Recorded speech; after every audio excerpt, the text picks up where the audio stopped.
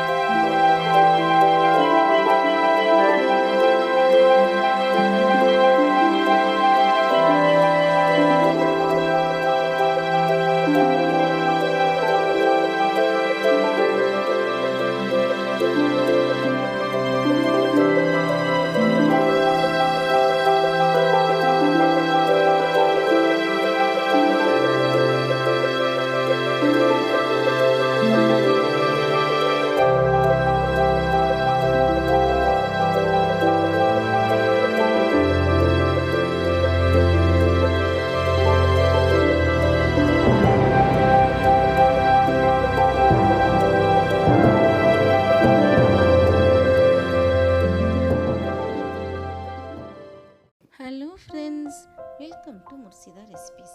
இன்றைக்கி நம்ம சேனலில் ஜாக் ஃப்ரூட் பாயாசம் செய்ய போகிறோம். ரொம்ப டேஸ்டியானது. இப்போ நம்ம ஒரு 7-8 பிளச்சலைகள் எடுத்து இந்த மாதிரி மிக்ஸி ஜாரில் போட்டு ஃபைன் பேஸ்ட்டை நல்லா அரைச்சி எடுத்து வைக்கோங்க. இந்த ஃபைன் பேஸ்ட்டை அரைச்சதுக்கப்புறம் நம்ம தனியாக வச்சுட்டு ஒரு பேனில் ஒரு டேபிள் ஸ்பூன் அளவுக்கு நெய் சேர்த்துக்கோங்க.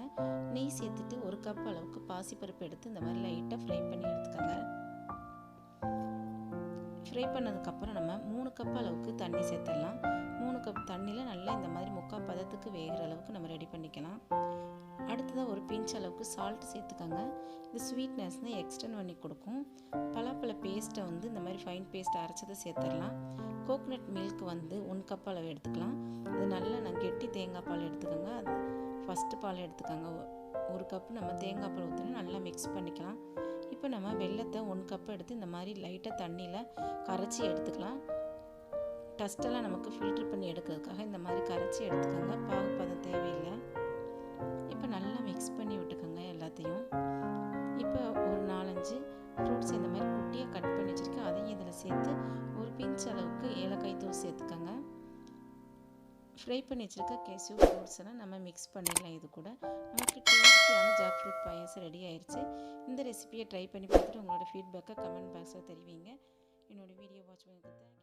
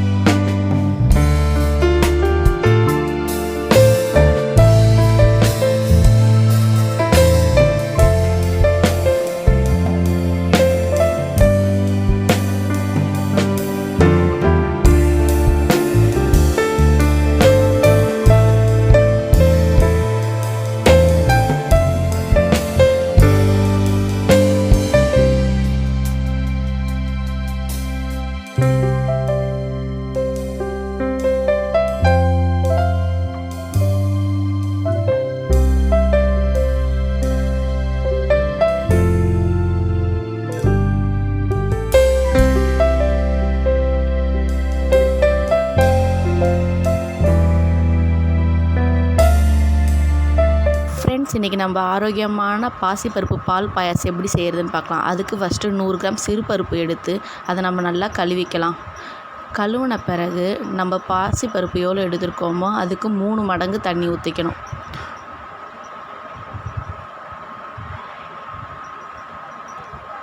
தண்ணி ஊற்றி அடுப்பில் குக்கர் மூடி போட்டு வச்சுட்டு 3 விசில் வந்த பிறகு நெய் 2 ஸ்பூன் ஊற்றி முந்திரி திராட்சையை வறுத்து எடுத்துக்கலாம்.